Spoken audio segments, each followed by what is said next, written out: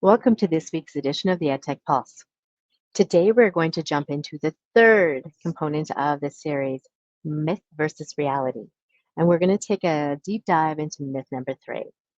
And so we were looking at the article called 3 Common Myths About Learning and What Teachers Can Do Instead by Jonathan Toulis. And so we looked at how every student has a learning style, that myth. We looked at myth number 2, testing should be used only to assess student learning. And we looked at digital tools to support what the reality actually is. And so today we are going to look at myth number 3, concepts that are easily learned are easily remembered. So let's jump into this. Many of us, teachers and students alike, we believe that if we grasp something quickly, that knowledge will stick. Well, this belief shapes how we approach both teaching and learning. We favor methods that seem to make learning effortless, like rereading notes or practicing the same concept repeatedly in one session.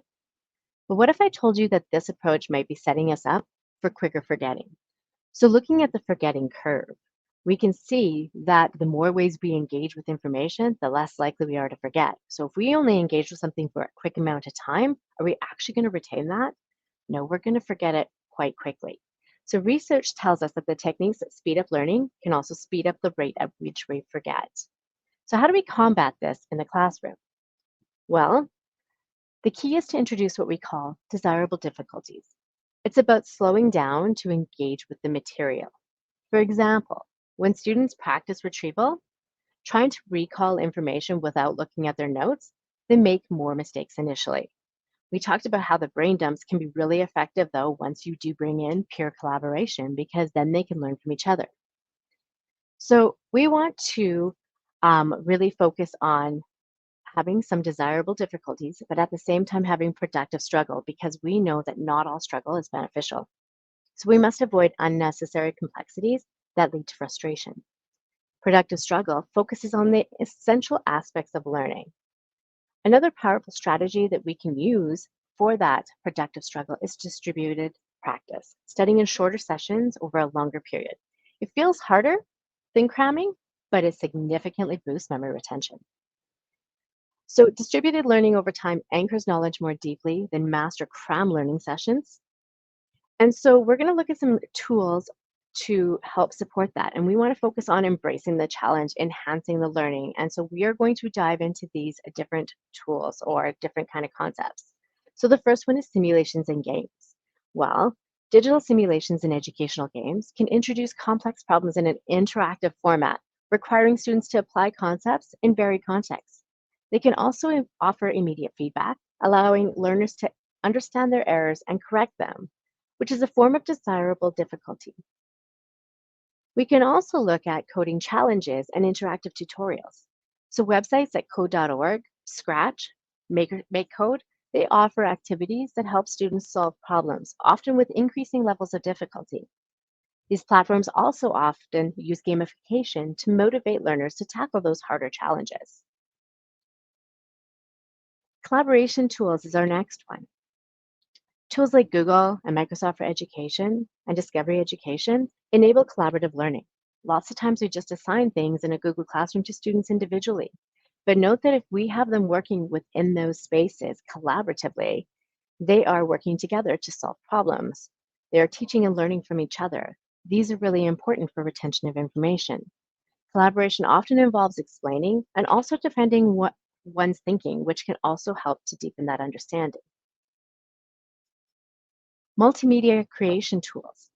These are tools for creating videos, which can help encourage students to process information more creatively and critically. That, in turn, helps to deepen understanding. So, the process of creating multimedia can often involve teaching concepts to others, which is a productive struggle that can enhance retention. And so, when you look at this, for example, Chromebook now has a new app on it called Screencast. And Screencast can definitely help students build those videos, cast their video or their screen, whether it is a website or if it is a actual slide. They can talk in it. They can talk to all of the concepts in there by pointing to pieces. They also have their webcam on. So instead of having to download the extension Screencastify, you can just use Screencast. And you can check into screencast on our SharePoint site to learn more about it from Devin. And so the last piece that I'm going to just quickly talk about today is design challenges. Um, John Spencer has a launch cycle. And so it focuses on design thinking and troubleshooting. And so John Spencer and AJ Giuliani, they help to facilitate this whole a way to creatively problem solve in the classroom. And so it starts with project-based learning or design thinking challenges. And so it really encourages students to engage with new environments or situations which naturally introduce complexity and stimulate their curiosity. So, through this launch cycle, students are not just passively receiving information, they're actively constructing knowledge, which is a key concept in the constructivist learning theory. The cycle also, one of its emphasis is on inquiry. Another is critical thinking, as well as iterative design, which inherently incorporates desirable difficulties and productive struggles. So, these are not only beneficial for retention of information, but also for developing a mindset geared towards lifelong learning and adaptation. Another beautiful piece of design thinking is that whole idea of troubleshooting.